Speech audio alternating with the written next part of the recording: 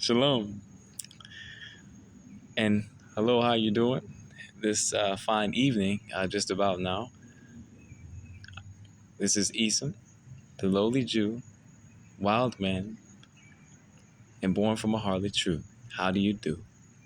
Okay, so we're going to be talking about some things today. This is just a video update until I'm able to push out the other videos. But it's been a lot that has happened, and I'm going to try to run this down as quick as I can. Okay, now we're going to start with Psalms.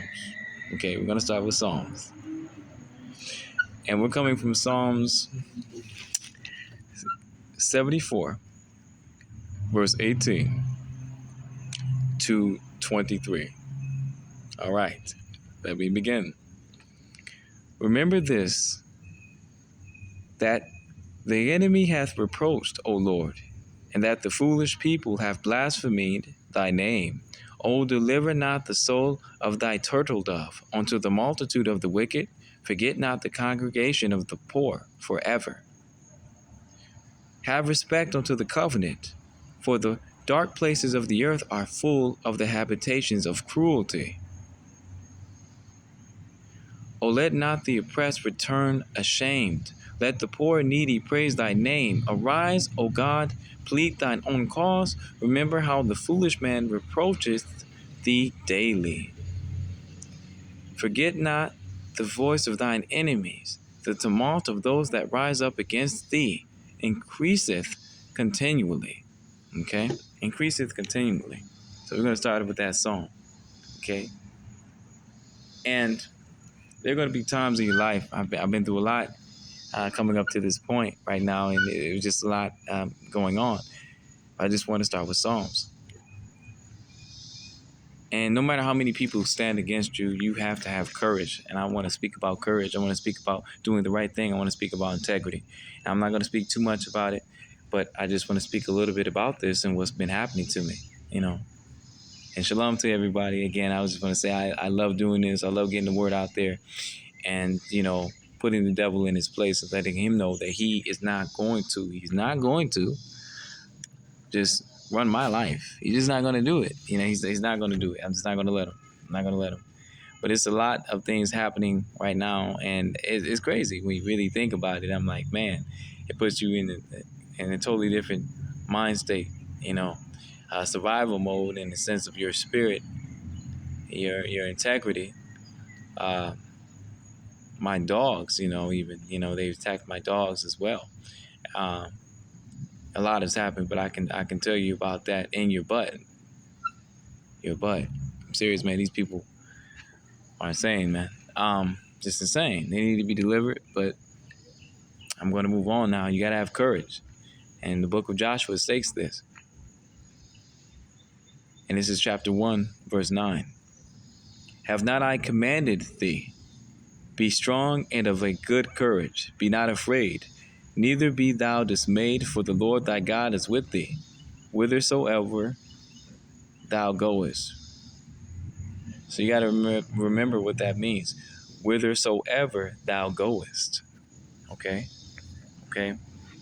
So you got to remember, man, no matter what happens to you, the Lord is with you.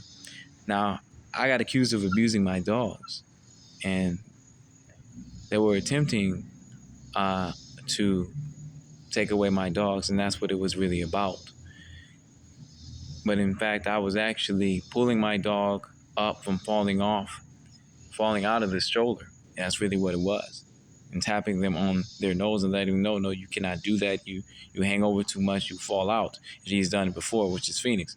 So I got accused of this, and I'm going to tell you how I'm going to run it down real quick. So these two Karens, man, this black and this white one, right?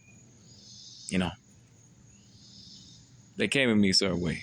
So I came at them right back. They yelled at me and said, hey, I was disciplining my dog, my kid, tapping in the nose, man. Pulling up close and letting them know you can't do that. You can't do that. So in the process of me doing this, man, they felt the need to butt in, and they said, hey, don't you hit those dogs like that. Stop abusing those dogs.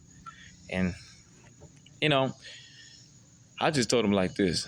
I said, don't you speak to me like that. I said, don't you disrespect me like that. You don't know me, and I just told him like that. I said, keep it moving, man. Just keep it moving.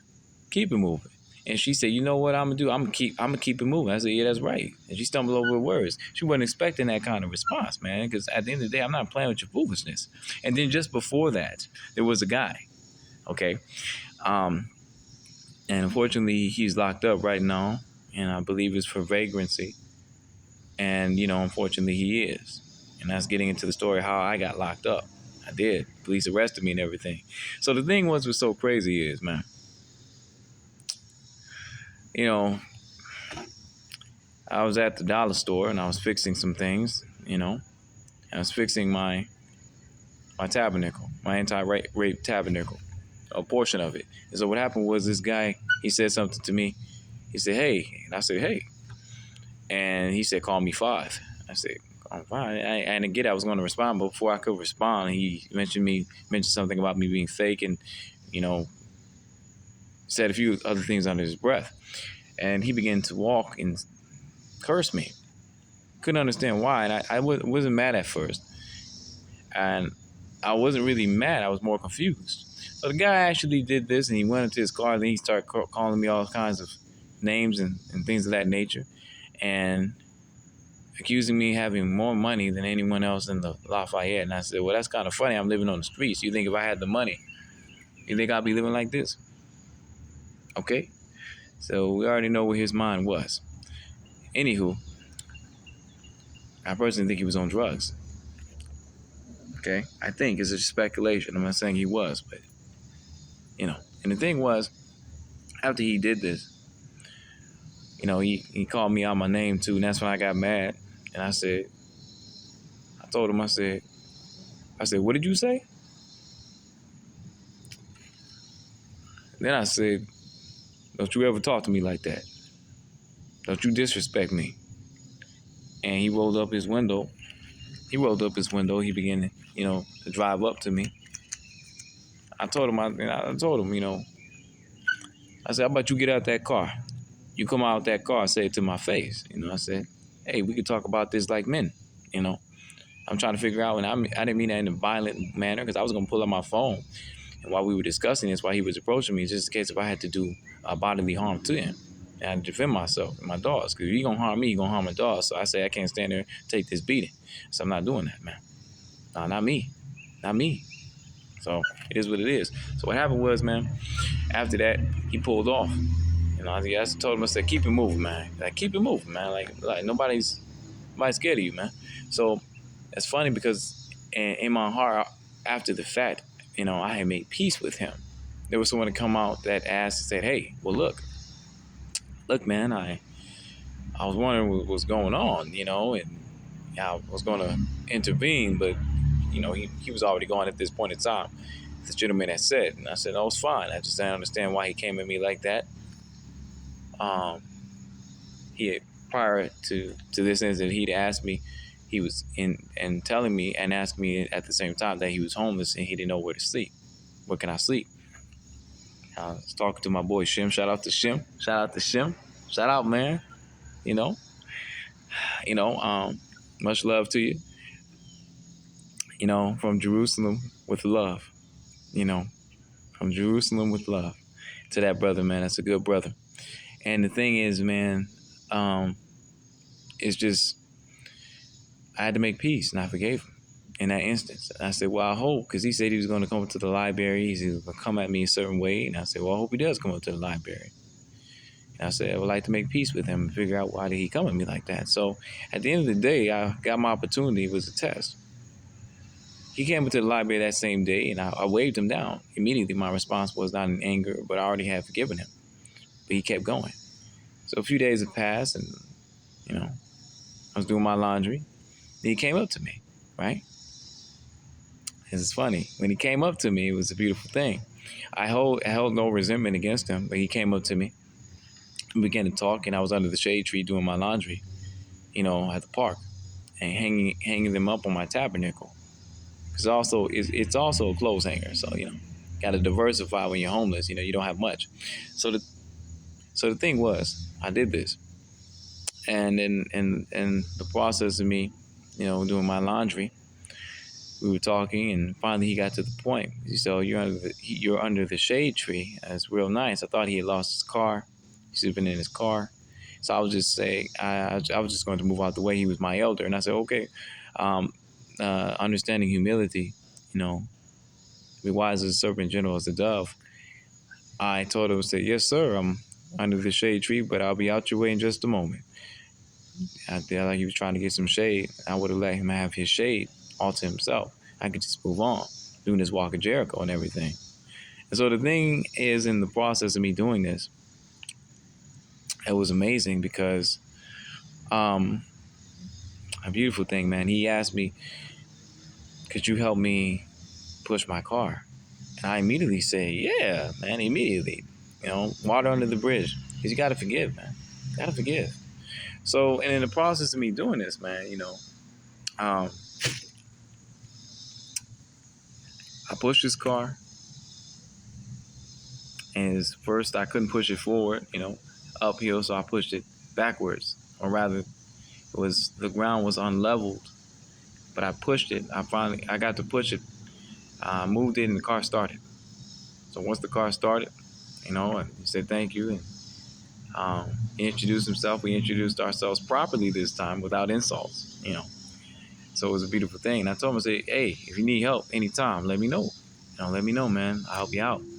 So it was a beautiful thing, and that to forgive and not let that person become a part of you, that bitterness, so Satan can get into you and use you.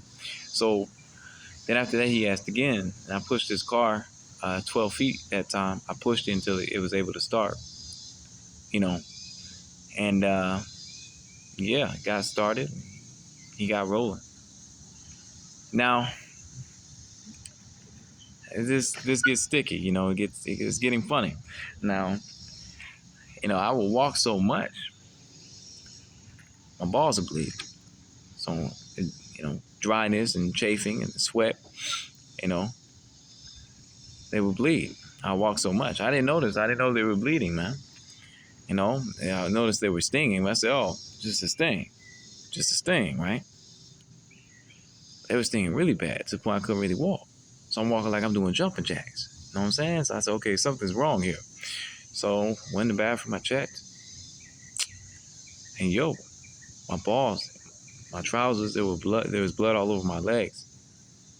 So I had to wipe that down. I had to clean it and put some Neosporin on it because the cops won't let me sit down and rest, They leave me alone. Now I'm at the park. They said you can't stay at a spot for too long.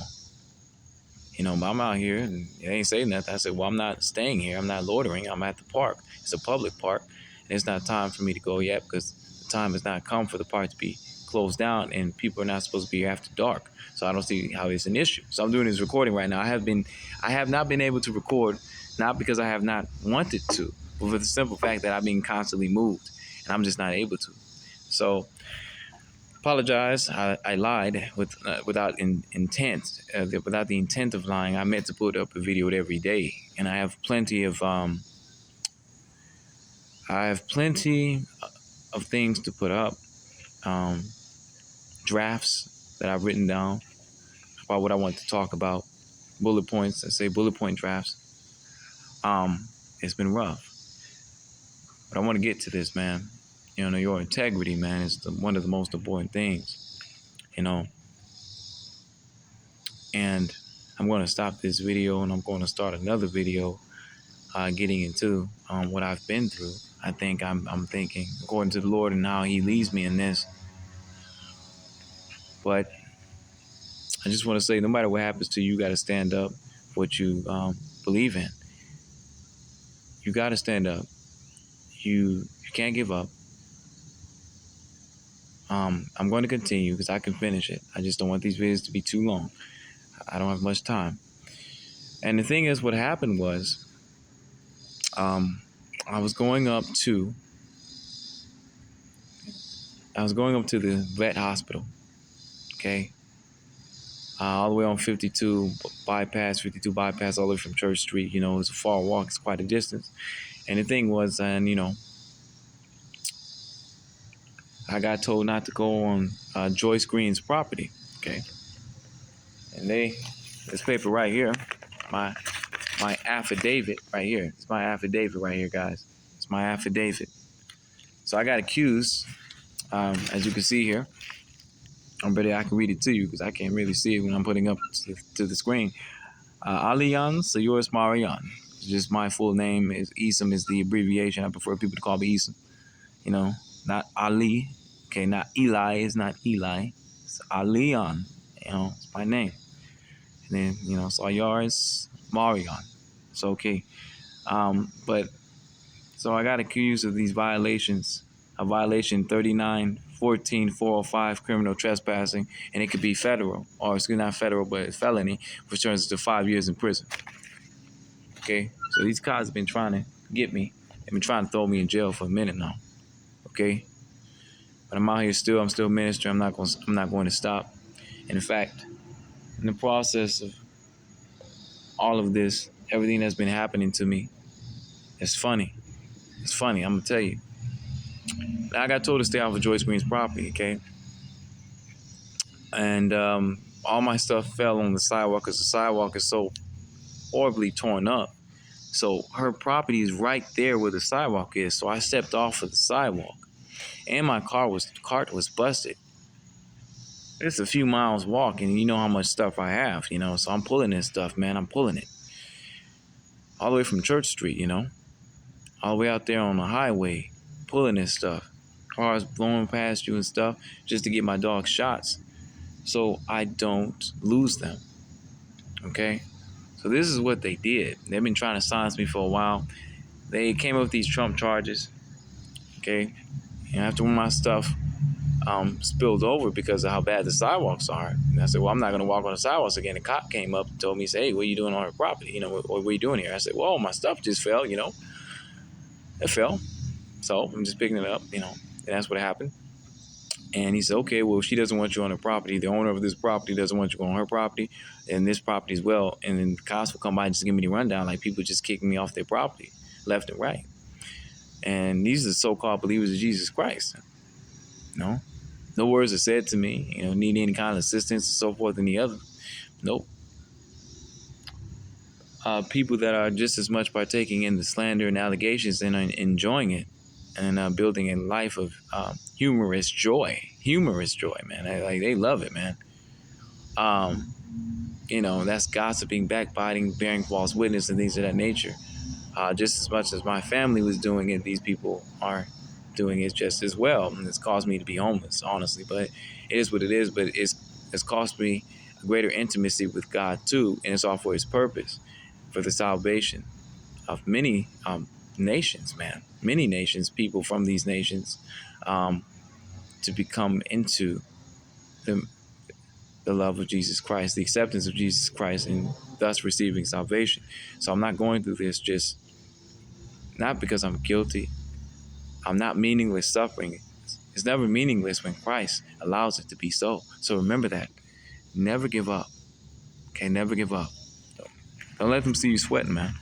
So what happened was, they told me, okay, don't be on the property. I said, okay, I picked myself up. A lot of people came by and they asked me if I needed assistance, and they blessed me. A few bucks here and there and stuff. And realized how much money I had, man, but it's a blessing, It came in handy, Gave me a few bucks and said, take it, you're going to need it. It's okay.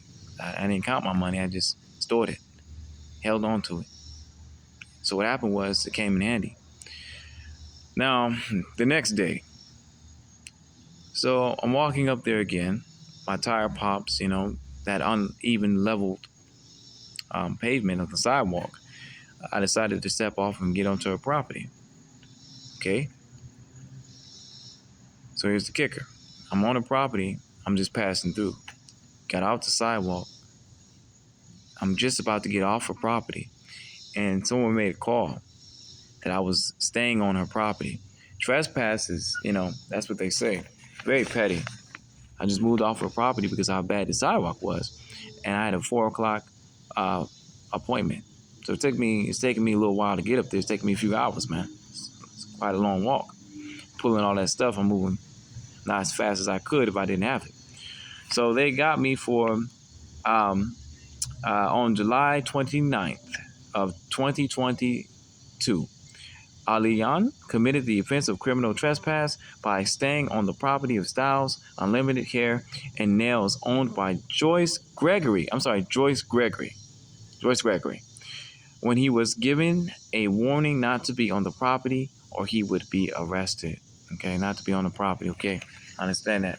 They said I was staying on the property, not to be on the property. I understand that. I was never staying on the property. Her property just happens to be where the sidewalk is. I stepped off for a moment. They got me for trespassing. Okay. Complete bogus charge, man. I'm just passing through. So the thing was, man, in the matter of moments I was on the property, they hit me with trespassing and said, hey, you stand on the property. So I was just passing through this. Oh, no, then I tell you, it'd be on the property. So bam, they got me. Took away my dogs. Took away all my stuff to survive out here. Now, they did say they were going to hold it, so I got to go grab it, but I gave my dogs back first. Then I got to go get another tire, so I'm going to do that tomorrow. So I'm putting this video up, just moving around, staying busy, reading the word, just trying to stay up in spirits. But took away my kids, man. See, but I told you, they harm your kids. They take away, they're trying to take everything away from me, trying to silence me. I mean, these people are so dirty, man. I get harassed every day. I go into the store, they say all kinds of racial slurs, and it's a great deal of the church folks. A lot of people here confess to believe in God, and a lot of them attend church, but they have the presence or they have the image of holiness or image of godliness, but no power thereof. These people don't walk in the message of salvation of Jesus Christ or their purpose, or rather their purpose that they're walking is complete deceit and a facade of what Christ actually stands for. So that's actually what they're doing. So in the process of me getting arrested, I'm in there, right? Man, I begin to minister. Now, mind you, I'm getting called racial slurs in there too. They're laughing and they're more concerned about what my hair looks like and what's under the rag, as they call it. Now, what they don't know is I'm a Nazarite. So, and a priest. So not only did they discriminate against me because of my beliefs, it is discrimination. They spoke a great deal of racial slurs and discrimination against my beliefs and called me racial slurs. Like they call me dreadhead, things of that nature. Okay, all kinds of racial slurs. Saying we finally got him, things of that nature. Okay, can't believe we got the suspect. We got him. Happy, overjoyed, to silence me. Okay. That's what it was. Well, they didn't know God had his hand in the plan, okay, so to speak. So I finally got a shower after nearly 5 months. August would have been 5 months, man. So that's a plus. I got a free shower in there, Got a shower, got something to eat, and I bailed out that day with $500 that I had gotten for someone that gave it to me and said I was going to need it. I never counted the money. I didn't know how much I had. Thought I just had a few bucks. But blessedly, I kept all my money on me. So I was able to bail out. Now, then after that, a few people called up there going to bail me out because they believed in what I was doing. When you have favor with God, He allows you to have favor with others, man. And not only that, man, and it's not everybody in Lafayette, Tennessee that's bad, but it's just a lot of people here. I mean, every store that I've been in, I've been harassed. All kinds of things. People said all kinds of wicked things, man. And not only that, what's crazy is, man, like when you would to dishonor a priest, because we're supposed to wear the turbans, man. It's a sign of humility. And it's a sign of humility and beauty, according to the word. Because we are the inheritance, as I am a Kohen, or the Kohanim, a priest of the priesthood.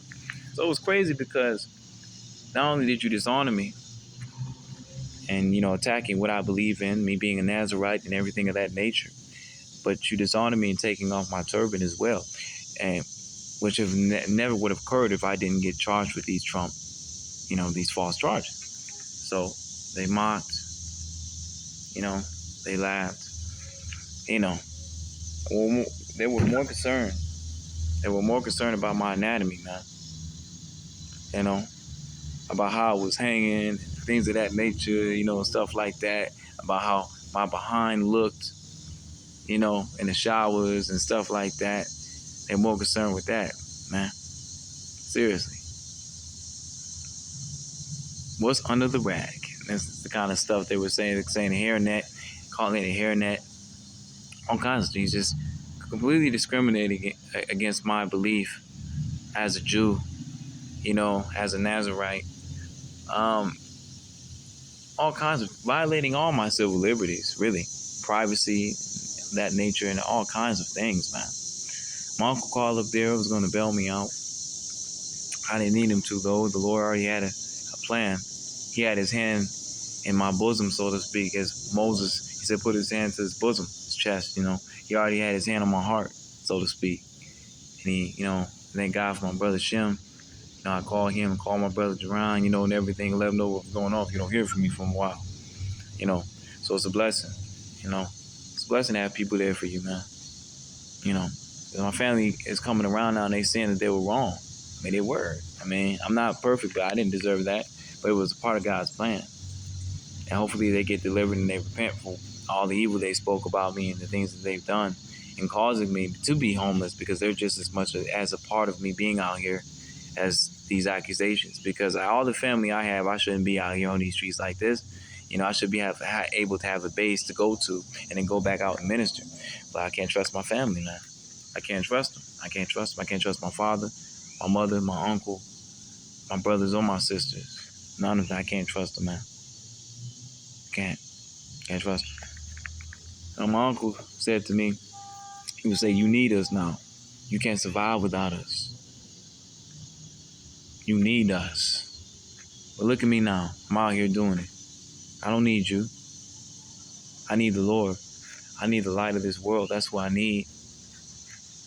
That's what I need, man. And according to the Lord and what he provides through that light, other people that truly believe in Christ and that are working in and out my life, in and out of season. Divine appointments that I haven't even met yet. People of these such divine appointments by divine providence, they have been ordained. Okay? These are the things that I need. I don't need people breaking me down, saying I can't make it, wishing rape on me.